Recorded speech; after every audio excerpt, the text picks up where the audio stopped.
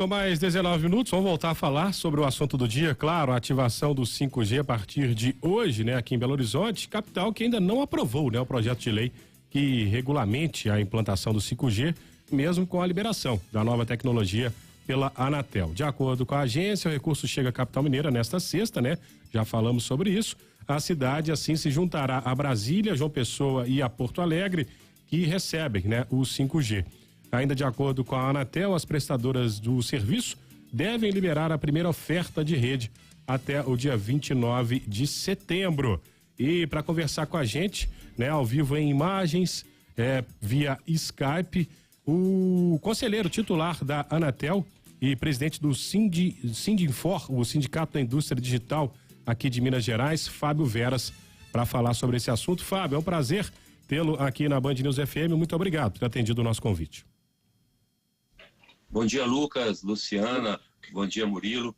É um prazer estar aqui com vocês e com o ouvinte da Band News. Bom dia, Fábio. Só uma correção, o Lucas não está aqui hoje, é Bruno Marum, Luciana e Murilo Rocha. Eu sou o Bruno. Bom dia, Bruno. Beleza, vamos lá.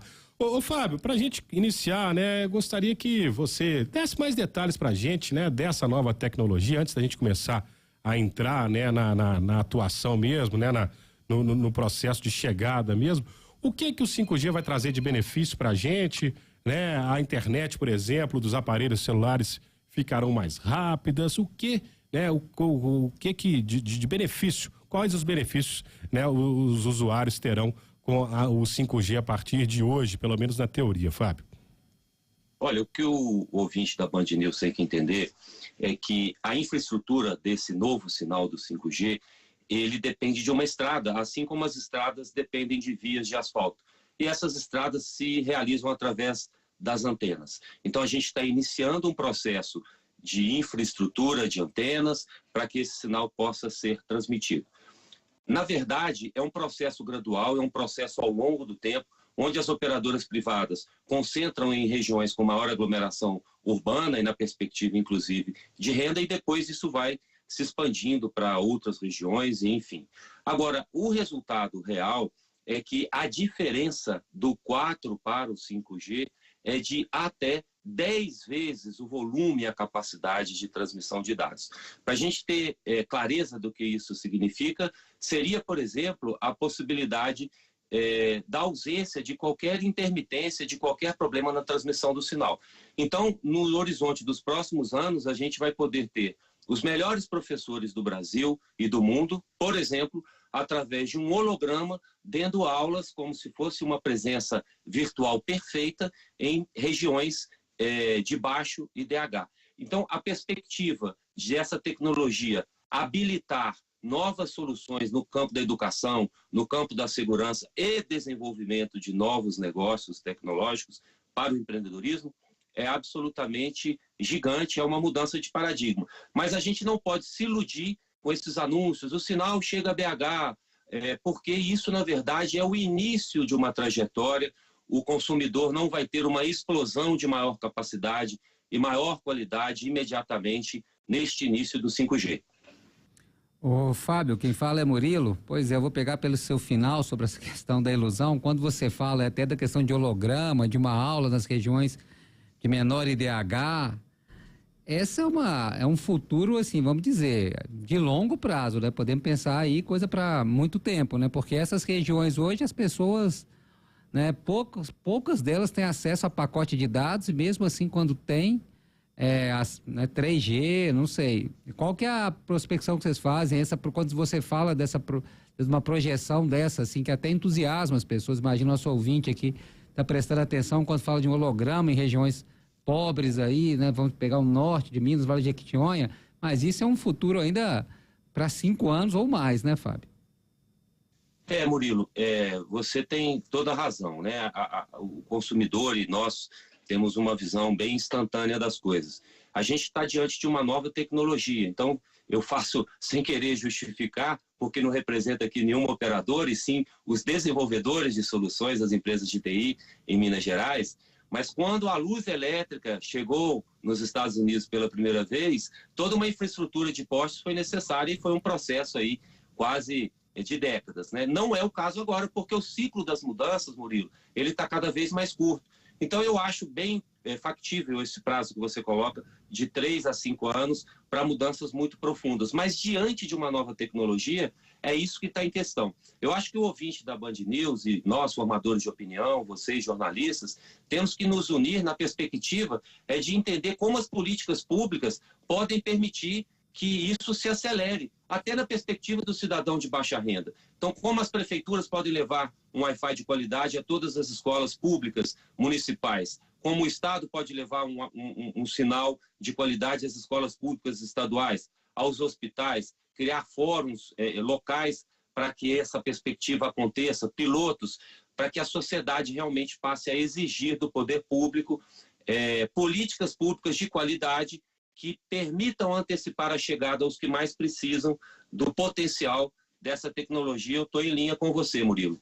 Realmente, que o acesso seja em massa, né? Que não, seja eu até entendo, só fiz essa ponderação, Fábio, porque eu também fico entusiasmado como você, né? Quando a gente ouve essas notícias assim, só fico com certo receio de a gente não criar uma expectativa muito grande em quem está nos ouvindo, né? Mas eu entendo também, eu compartilho desse entusiasmo.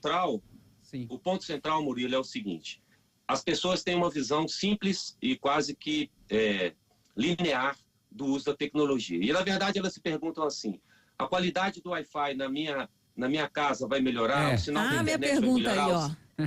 A minha pergunta aí. O celular vai ficar mais rápido, né? Desculpa. Não, por favor, pode continuar. E essa é uma camada, é a camada mais visível e imediata. Mas ela não é a camada mais profunda e nem a camada que vai impactar. Na perspectiva da agência da Anatel, eu sou membro titular do Conselho Consultivo da Anatel, representando a sociedade civil e o Senado, nos cabe cobrar, nos cabe contribuir com uma mudança do marco regulatório.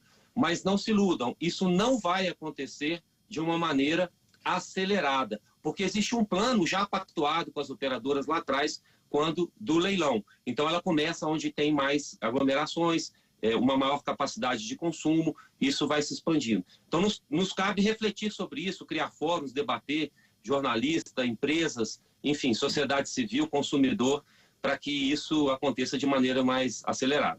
Fábio Veras, conselheiro titular da Anatel, presidente do Sindiforca, Sindicato da Indústria Digital aqui de Minas Gerais. Agora a Luciana falando com você. Você já tocou no assunto aí que era uma das minhas dúvidas, né? Em relação ao sinal que a gente recebe em casa de Wi-Fi. A gente está falando de smartphones, né? A gente tem que adquirir ali aqueles smartphones que sejam compatíveis. Mas em casa, como é que vai funcionar isso, hein? Tem que trocar o aparelhinho, né? Da operadora, o cabo da rua vai ter que ser todo trocado. Como é que vai ficar isso? Para o 5G, existe um início de implantação dessa infraestrutura das antenas que habilita esse anúncio da chegada do sinal, já que algumas operadoras fizeram. Você não vai precisar mudar aparelho, na verdade é uma infraestrutura de antenas. A Câmara Municipal, depois de longo inverno, aprovou um projeto consistente e coerente, que foi de autoria do vereador Gabriel Azevedo, e agora ele está para a sanção do prefeito. Mas, sob o ponto de vista do consumidor, isso não muda nada. O importante, Luciana, do consumidor entender, e o ouvinte da Band News, é que o sinal não vai dar um salto quântico da noite para o dia, como não deu do 3 para 4G. Mas o marco que nos cabe refletir aqui é o seguinte: a diferença do 4 para o 5G não é de apenas um ponto, é de 10 vezes, é de 1000% o potencial do volume maior. No Conselho da Anatel, a gente discute muito a questão do sinal significativo, porque os parâmetros de fiscalização, na verdade, todos nós reclamamos do sinal da internet, sem exceção na nossa casa. Eu não conheço uma pessoa que não reclama da qualidade do sinal da internet. Então, não será o 5G que vai trazer essa mudança abrupta da noite para o dia. Tá certo. Ô Fábio, mais uma dúvida técnica aqui, por exemplo, né? As pessoas, como é que as pessoas podem saber, né, se o aparelho delas tem acesso ao 5G ou não? E uma outra pergunta, já emendando com essa, que essa é uma dúvida minha. O consumidor, né, o usuário, ele sofrerá algum tipo de ônus, né, tendo em vista aí a implantação dessa tecnologia? Ficará mais cara a conta de celular, né, do usuário? Não, de forma, não é esse o projeto regulatório,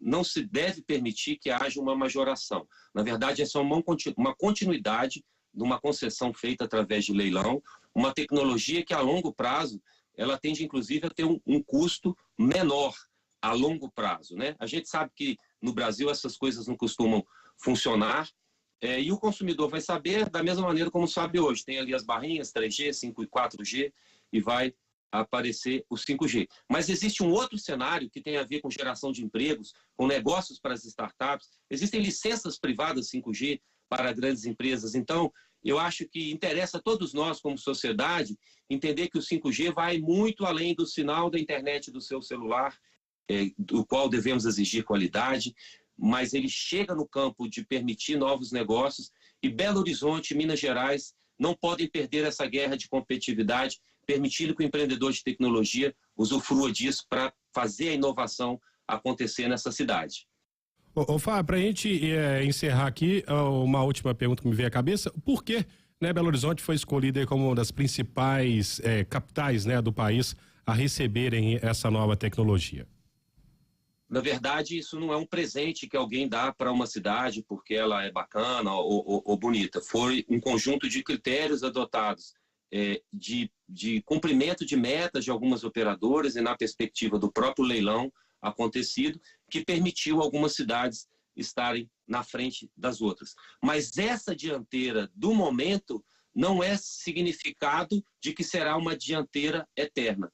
O uso do 5G como fator de competitividade, de geração de emprego de qualidade, novos negócios de tecnologia, depende de um conjunto de outros fatores, e a gente está atento a isso, junto com a Band News, para fazer a coisa evoluir da maneira certa.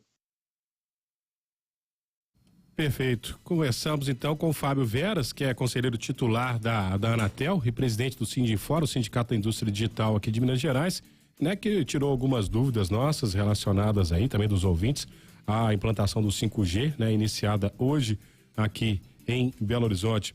Fábio, muito obrigado, viu, pela disponibilidade, e torçamos, né, para que essa nova tecnologia, né, chegue aí de maneira acelerada, né, claro, conforme, né, dentro da possibilidade, e que essa, né, nova tecnologia seja usada, como você disse aí, para levar, né, conhecimento, levar educação, né, aos pontos distantes aqui do nosso estado gigantesco, né, o estado de Minas Gerais como é. Valeu demais, viu? Parabéns à Band News.